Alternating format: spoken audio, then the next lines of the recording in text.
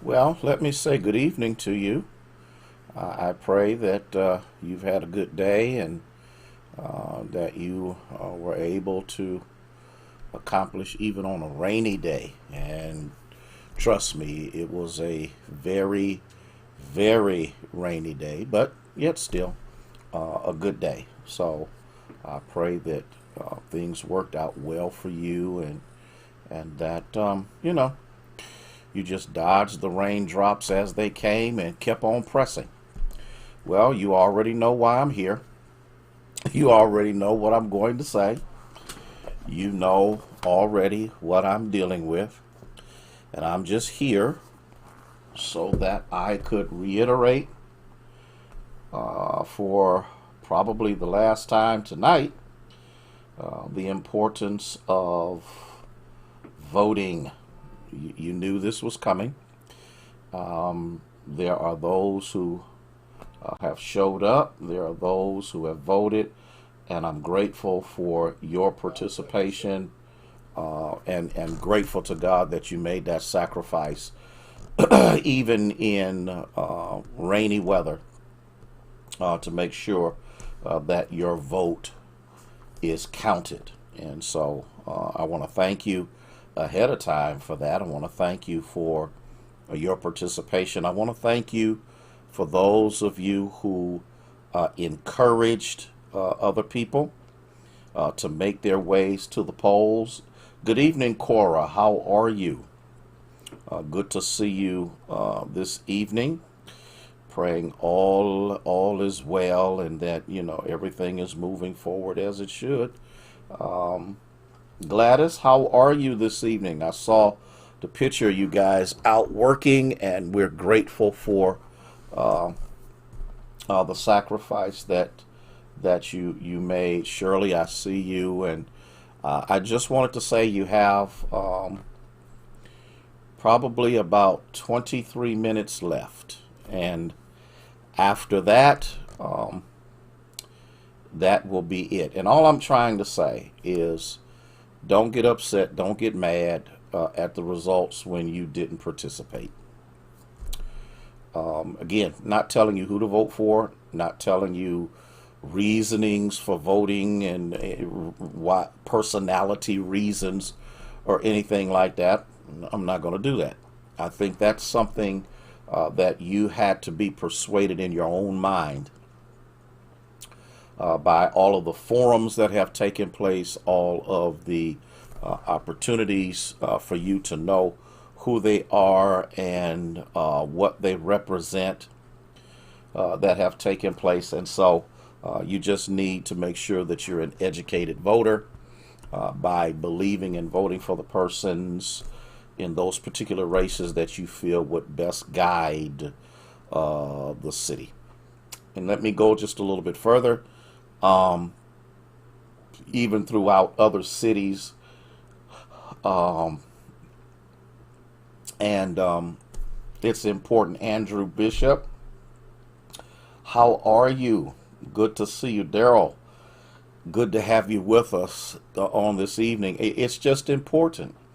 Yes, Shirley, I'll remember you till Jesus comes. Young lady, the Lord is blessing you where you are. Rosabelle, how are you this evening? Minister Bridget, good to see you as well. And that's all I'm saying. Wherever you live, whether it's in Youngstown, wherever there was an election, we understand that there's a lot of elections going on. Good. Leave them potato chips alone. Leave the chips alone. That will help you. Believe me. Believe me. And God is good. Yes, He is. And that's what I wanted to share with you. You got 20 minutes left to make your way to the Board of Elections, and not the Board of Elections. I'm sorry. I'm sorry. I'm sorry. I'm sorry. I'm sorry, to your polling station. And I had posted those on every page we have so that you would know exactly where you needed to go. Now, with that being said, let me thank you who participated. Let me thank you for your participation. Let me thank you for your sacrifice. Let me thank you for your stick-to-itiveness. Let me thank you because there are many of you who have gotten out there and you have done your due diligence in making sure that you are represented at the polls. Cecile, how are you? And Maria, how are you this evening? And that's the thing. We may not own corporations. We may not be corporate giants. We may not uh, own Fortune 500 businesses. We may not have um, stocks and bonds and shares and all that other stuff. Okay, Gaither, how are you? The one thing we do have is our vote. And as you can clearly see, they are doing everything they can to try to take that away. And so we have to make sure that we guard what our foreparents died for, what our foreparents um, sacrificed for, and so that we can exercise that right. And I know for some that consciousness is eroding or eroded, but I still want to make sure that you do that. And I'm grateful to God. So I want to thank you. We get on and we push people and we encourage people to do something, and people just do what people do, but you did it. And you are going to make a difference. Okay? Christopher Bell, good to see you. Rosabelle, you hang in there. Yes, Jesus lives. And you are a living testimony of what he can do. Listen, I'm going to get out of here. I just wanted to share that with you. The polling stations are going to be closing in about 15 minutes, and then we're going to sit back and see what the Lord has done. So stay safe, stay dry, social distance, wash your hands, sanitize, wear your masks. Remember, I believe Ohio was about 33%, 33% vaccinated, which means there's a huge number that isn't.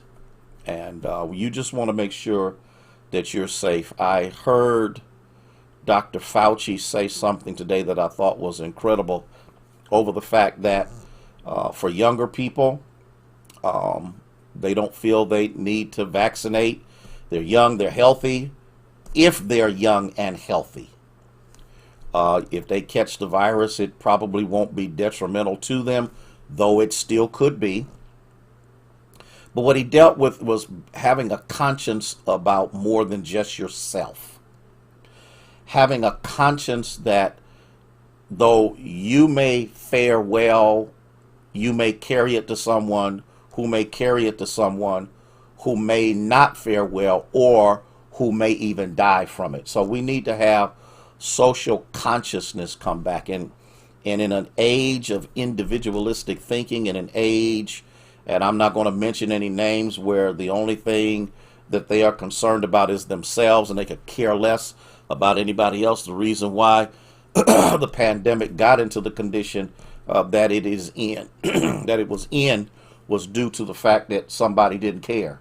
Didn't make them any difference whether you lived or died. And so we're trying to bounce back from that. Want you to pray for those people over in India, because I'm telling you, it's more than a notion over there right now. The crematories, and I want you to hear this, because I know some of y'all think this can't happen here. The crematories in India are so overwhelmed that they are taking the bodies out in the fields and stacking them and setting them on fire out in other areas so that they can burn, because they cannot handle the cremation of that many dead people. A few months ago, India was faring well. A few months ago, India was recovering tremendously from the virus. And guess what they did? Quit wearing masks, quit sanitizing, quit social distancing, and they have exploded. Don't think that it can't happen here. So you have a blessed evening. I'll be watching the results to see what takes place, to see what happens. And so I'm going to move on, shut my stuff down, and show my face at the place and believe God that He has done what I believe He has done. Listen, you take care. You have a good evening, rest, relax, and trust the Lord. May God bless you and may He keep you, is our prayer.